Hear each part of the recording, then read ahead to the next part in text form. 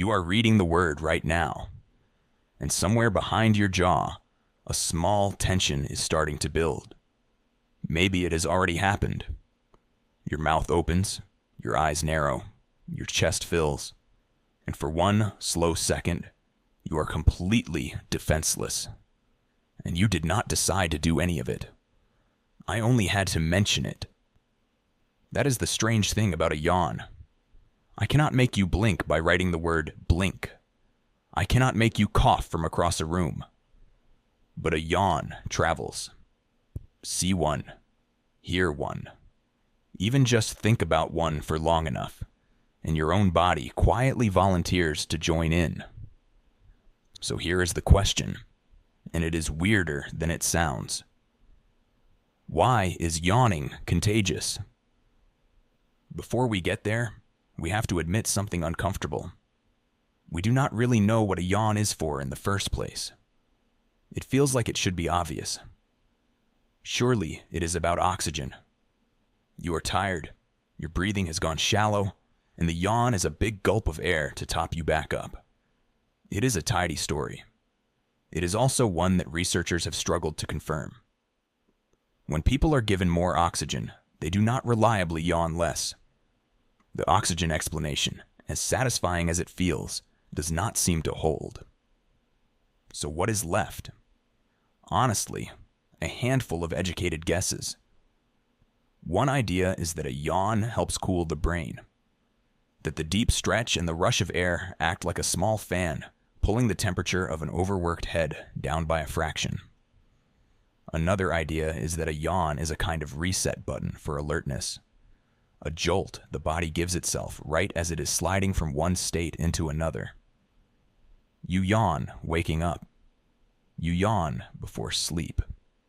You yawn when you are bored, and strangely, sometimes when you are nervous. These are the leading guesses. I want to be plain with you. They are guesses. The yawn is one of the most common things your body does, and we still cannot say for certain why it does it. What makes that admission so strange is how old the yawn is. It is not some human quirk. Researchers will tell you that all sorts of animals do it. Creatures with brains nothing like ours, going through the same wide, helpless stretch. Whatever a yawn is, it is ancient, and it was here long before we were. A thing that old, kept around for that long, is usually kept around because it does something. We simply have not pinned down what. But the not knowing about the single yawn is only the warm-up, because the real mystery is not the yawn. It is the catching. Think about how odd it is that a private, involuntary act would spread between people at all. Your yawn does nothing for me. If it is cooling your brain, it does not cool mine. If it is resetting your alertness, mine is my own business. There is no reason, on the face of it, for one person's yawn to reach across a table and pull the same motion out of a stranger. And yet it does, with almost embarrassing ease. And now it gets stranger, because of who it spreads to. Contagious yawning is not evenly contagious. Researchers have found that you are far more likely to catch a yawn from someone you are close to than from someone you have never met. Family catches fastest, then friends, then acquaintances, strangers, slowest of all. The closer the bond, the easier the yawn jumps the gap. The thing spreading is not random at all. It is following the shape of your relationships. It seems to track empathy too. The people who most readily catch yawns tend to be the ones who most readily feel their way into what another person is feeling, which turns this small, slightly silly reflex into something almost tender. The yawn is not just bouncing between two nervous systems. It seems to be passing along a line that is already there. A line of attention, of closeness, of one mind tuned to another. And it shows up early. Researchers have noticed that very young children do not seem to catch yawns the way older ones do. The contagion appears to switch on later, right around the age when a child starts to grasp that other people have feelings of their own.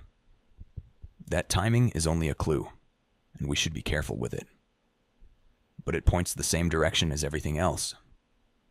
The catching of a yawn seems tangled up with the machinery we use to feel for one another.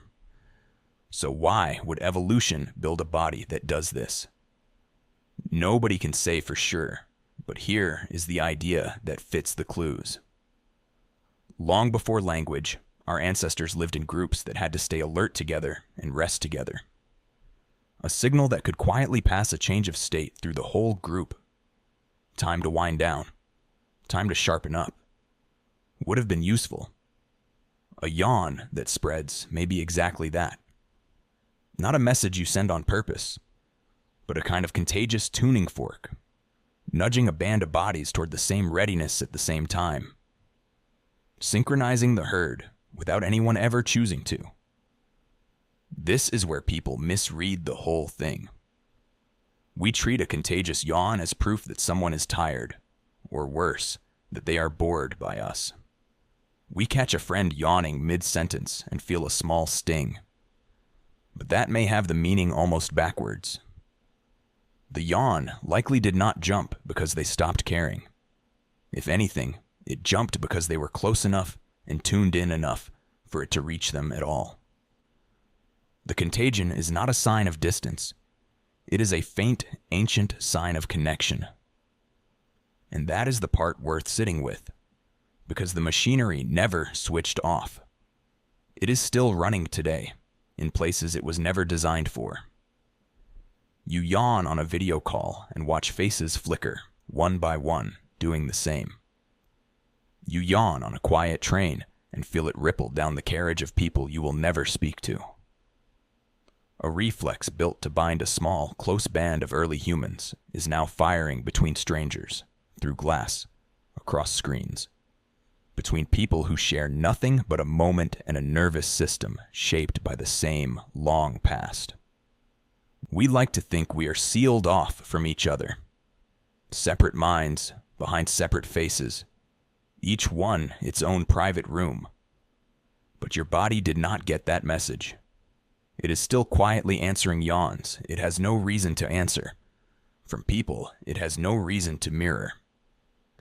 Running an old instruction it cannot read and will not stop obeying.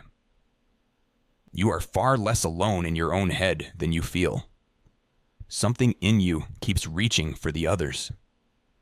And the proof is that you cannot even keep your mouth shut.